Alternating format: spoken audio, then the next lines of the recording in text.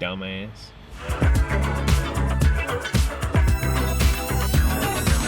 Hello, everybody, and welcome again to Keystone Film Review. We just saw 3,000 Years of Longing, directed by George Miller, written by George Miller and Augusta Gore, and others, apparently, based upon the short story, The Djinn in the Nightingale's Eye, by A.S. Byatt. It is starring Tilda Swinton, Idris Elba, and then a bunch of other people who are small parts for the most part. We saw it. We seen it. We did. We went and saw watched it. that with our nightingale eyes. We did. George Miller is always one of those directors that, like... He is one of them. He is one of them. He's most known for the Mad Max series. I believe he directed all 4 Mad Max movies. Mm-hmm. Definitely the first 2 and the last one. I don't know about Thunderdome. He probably did Thunderdome as well. And he also did Babe and Happy Feet. I forgot he did Happy Feet, actually. So he's got range, and continuing with that theme, this is kind of like unlike any of his other movies. And where do we begin, Glenn? Where do we begin? Warning. Don't be a son of a bitch going to the movies. Don't. We were good for like 20 minutes, and then This guy came in late. some guy came in that he's currently struggling to get back in the building right now. And he Imagine this is a grocery bag. he came in 20 minutes late and just imagine this is also a grocery bag. Ooh, piece of candy. He had one bag, it was a grocery bag, holding another bag that was filled with candy. So he would take the one bag, take it out, take the individual wrappings, and just, so all you hear is and then he would put that bag back in the other bag. And don't be that fucking person. We didn't say anything because we were being generous.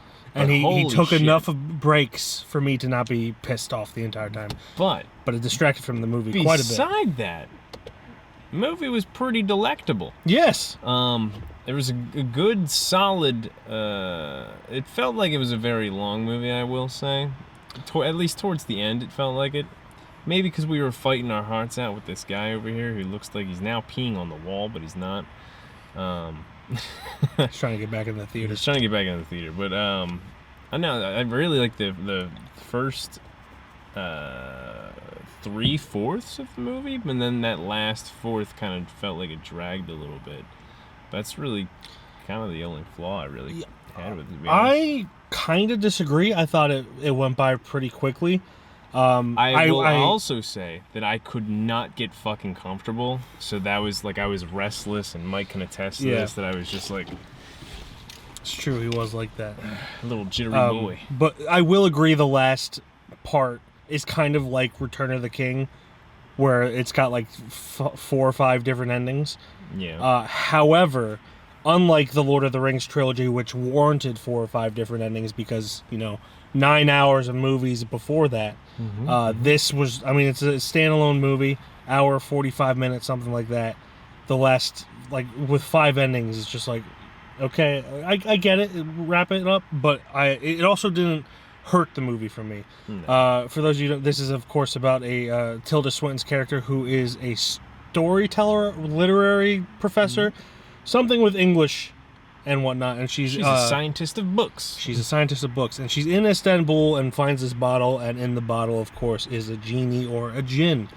And he kind of just tells his whole story. Idris Elba, which is the biggest part that I really enjoyed, is him telling the stories of how he came to be in her hands. Yeah. And him going back and telling the stories of his previous holders, which was honestly, each story wasn't boring in any of the slightest ways. Yeah, no.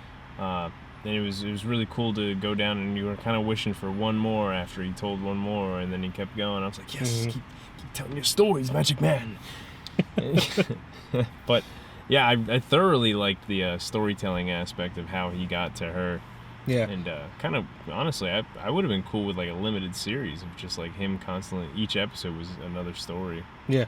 I thought it was beautiful, personally. It's, for those of you who are familiar with this channel, it is not a secret that I don't care for romance in movies. I thought the romance in these movies, in this movie, was was pretty good. It was great. It kind of each story added to the heartbreak of this Jin character, and one thing I was not expecting from this, just because he did Mad Max, he did Happy Feet. Babe is kind of a quiet movie as well, but like this is a pretty quiet movie. There's not much music until some of the flashback sequences, but like in modern times, until the ending, there's like no music at all. So it's very dialogue heavy, and that's not a bad thing. It's just not something I expected from George Miller. He's usually got these grand scale things, whether it's animated penguins dancing or a guy in a gimp mask talking about how he's going to attack a post-apocalyptic village. There's a through line there somewhere. Or a Babe, Pig in the City.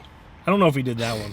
He did one of the Babes. I don't know which Babe he did, but he did one of the Babes. Just a straight up Babe. Yeah, 1995 or some bullshit like that. Yeah, but it's a great film. It's got beautiful imagery, great acting.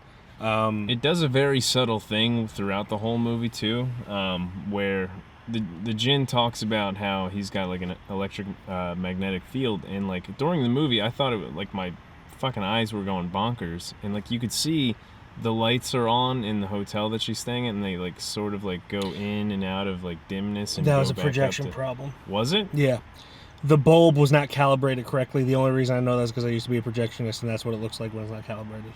But we can say it was the Jin. It would have been fucking cool if it was the bulb. It was a projection issue, which was bothering me the entire time. Because like the whole time, like every time he's telling a story, you could see the electromagnetic field like dimming. But if it was the bulb, then I can just go fuck myself. But at least, at the very least, like you could see like dust particles, like granules of dust, kind of flying through the air, like while he's in the area. So that was at least cool. Damn that bulb problem, man, because that would have been a really cool thing. You know what? Let's go back in time and act like I didn't tell you that. Do you wish it? I wish it. Yeah. Anyway, but yeah, that was a really that was a really cool effect that didn't happen apparently. But yeah. Oh yeah. I'm sorry to broken that news to you.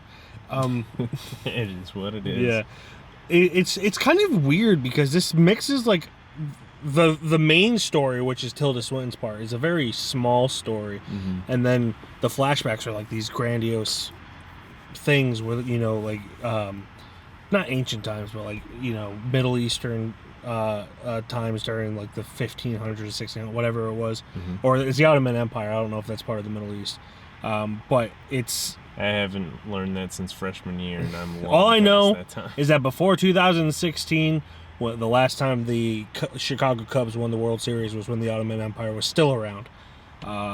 So that's no longer a fact because they won in 2016.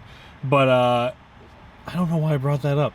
Anyway, the flashbacks, in Turkey, I think it was mostly Turkey, right? It was, or completely Turkey? For a while, well, or Ottoman Empire, Turkey, itself? In the Istanbul area, Red Sea area. Yeah. But it was just cool to see those cultures, with the Ottoman Empire and how each culture progressed throughout time. And the one through line with this that I kind of liked is that as far as mankind has progressed in the last 200 years, is that we're still kind of the same.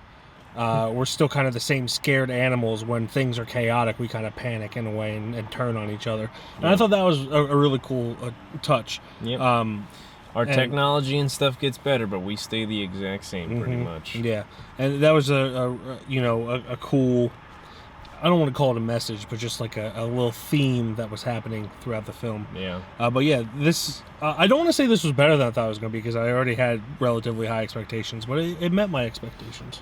It was, yeah, I had pretty good expectations too. It was just the storytelling aspect took me off guard, and that's why I liked it more than I thought I would. But yeah, same here. It's definitely more toned back than the trailer would have you think. Like the trailer's kind of very chaotic, and this is very. Yeah, it seems like it's gonna be jumping all over the place, like they're going on adventures or something. No, it's very cohesive. It's a very cohesive they're story. in one room. It's very easy to film for Tilda Swinton, really. Yeah. And George Miller for the whole COVID thing. Yeah, I mean that was another cool thing. You know, my biggest thing. Like, yes, I think films can acknowledge the fact that there's a pandemic happening. Mm-hmm. And in this they do that by like characters wearing masks and everything, but they never say it. Yeah. It's the movies, especially the movies that were made quickly in 2020 that acknowledged it full head on. It's like, we are living through this. We don't need to be reminded we're living through this. Whereas this was just like, hey, this is part of the world now, without saying the name, which I appreciated. You know, because it's something familiar for people who have been alive since 2020, and but without making it about that. Yeah, so we know. Cool. Calm down. Okay? We know. It's a normal world. Just people are wearing masks to be safe. Yeah. So I enjoyed that aspect, and really enjoyed it. Should we get into ratings? I would believe so. Yes. Yeah, I really like this. This is probably one of my more favorite movies of the year. I have to look at what my top 10 is now to see if it's going to be in my top 10, but I am going to give this a 4 out of 5. I really enjoyed it. Despite the multiple endings, I felt like it went really fast.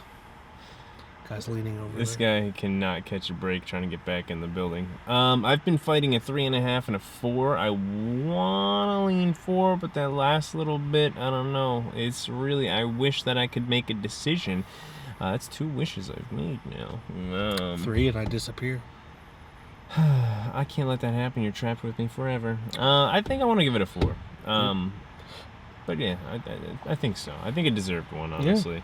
Yeah. Even like how minimalist it was shot in the first like half before they started doing like the storytelling. It was really well done, just them talking for the most part. Yeah. Also more emotional than I thought as well. Yeah, and then once they got into that storytelling aspect and kind of jumping around from Ottoman Empire to Ottoman Empire, it got really good, shall we say. I think he got inside. I don't know. I think he walked back that direction. Honestly, I wish that guy would just go away. Yes, but we can go away soon, yes. rather. If you saw 3,000 Years of Longing, what did you think? Comment down below. I hope you enjoyed it as much as we did. If not, I'm sorry. But tell us why. I'm curious to know what your thoughts are. Why don't you like it? Comment down below. Mm-hmm. And we'll see you next time. Bye-bye. Bye. Hello.